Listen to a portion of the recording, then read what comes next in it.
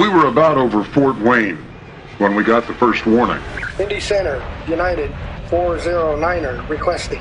Go ahead, United 409. United 409er, roger, requesting clearance direct to Philadelphia. It was a little before midnight, and we were at 9,500 feet under a canopy of bright and twinkling stars, with a touch of moon, not much. There were not many other airplanes flying that night, and there was not much chatter on the circuits. Chicago and Indianapolis air traffic control centers were hardly doing any business at all, and we had an instrument clearance direct to Philadelphia with no delay expected. United 409, you were cleared direct to the Woodstown VOR, then Philadelphia. Then we heard a 707 call into center and ask what was going on. Something had flashed across their bow at flight level 270, heading south. Indianapolis Center, Eastern 1022. Be advised, unidentified traffic just passed in front of us, and it was pretty close. What was that? It was too close for comfort, Center. Copy Eastern 1022. I'm checking on it. Stand by. This is Indianapolis Center, Eastern 1022, and all aircraft on my frequency. Be advised, I just picked up fast-moving traffic southbound through my airspace. Identity unknown. Roger that, Center. Delta 315. Just saw the fast mover. Was not able to identify it either. Eastern 1022, Center. What's going on? It seemed to be coming our way, towards Cincinnati, going supersonic. Stand by, guys. We're trying to identify the bogey, but so far we have no idea who or what it is. Be advised, we're contacting NORAD now. Far below, we could see lights on the ground. Ahead were stars, and all should have been restful and peaceful, except for that disquieting news. This is Indianapolis Center. All aircraft, listen up. NORAD has advised the Strategic Air Command of the unidentified intruder, and they are scrambling fighters to identify the bogey. Stand by for directions. Then, far off to our left and away above us, we saw a red light flashing and apparently going awfully fast. All aircraft, maintain this frequency and monitor guard on frequency 121.5 for possible NORAD scatter emergency clearances. Over. From the voices on the radio, there seemed to be many reports of the unknown at different places at the same time. Tucson Center, those guys must be crazy. Wait, I see it. There it is. Look at that guy move. That guy, there it is. I never would have believed this. This is NORAD broadcasting on guard.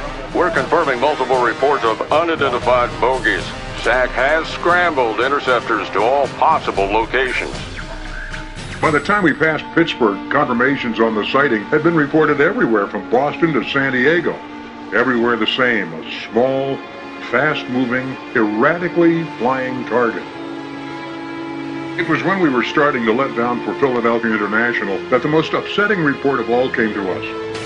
This is New York Center broadcasting on guard. Warning, there are multiple unidentified bogies approaching Philadelphia's airspace at a very high rate of speed. Be prepared to take evasive action. Fighter interceptors are in pursuit. We turned toward the Boothwind fan marker and began to slide into the long runway. United 409, Philly approach. We have pop-up traffic at your 6 o'clock position headed your way and gaining rapidly. United 409er copies. Continue on course, but please keep us advised. You can imagine what that did to our nervous systems. We continued our approach, dropped the gear, gave her half flaps, and turned on the landing lights. United 409, contact tower on 118.5. Good luck. Contacting control tower.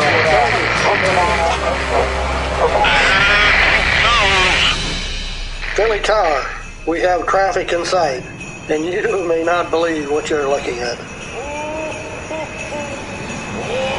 Clearly illuminated in the triple beams of our brilliant landing lights, we saw the mysterious object. A red-colored sled, towed by 9 creatures that looked like deer, one of which had a red nose like a rotating beacon. The pilot sat high in his seat so we could clearly see his red coat and wide black belt and a long white beard whipping in the wind. As he crossed ahead of us, he looked over his shoulder and waved. Someone noted the time. It was 1 o'clock in the morning, December 25th. Roger, United 409er. Take a right turn on Kilo 3 to Juliet, then taxi to gate. Right on taxiway, Kilo 3 to Juliet, and on to the gate. Good night, and have a Merry Christmas. Same to you, United. I know this story is hard to believe. I know that there are people who will make fun of it. But before they do, I wish they'd look at a copy of last year's newspapers on Christmas. It's all reported right there, so it must be true. And if they still aren't convinced, it's just too bad for them. I feel sorry for them if they don't believe in Santa Claus. He'll be back again this year, so keep looking for him, especially if you're flying on Christmas Eve. He really moves around fast. Merry Christmas. Sleigh bells ring, are you listening? In the lane, snow is glistening. A beautiful sight, we're happy tonight, walking in a winter wonderland. Gone away is the bluebird, here to stay is a new bird.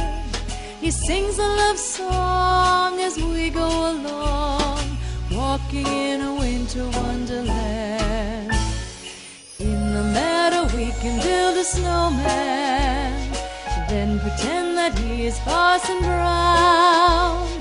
He'll say, are you married? We'll say, no, man, but you can do the job when you're in town.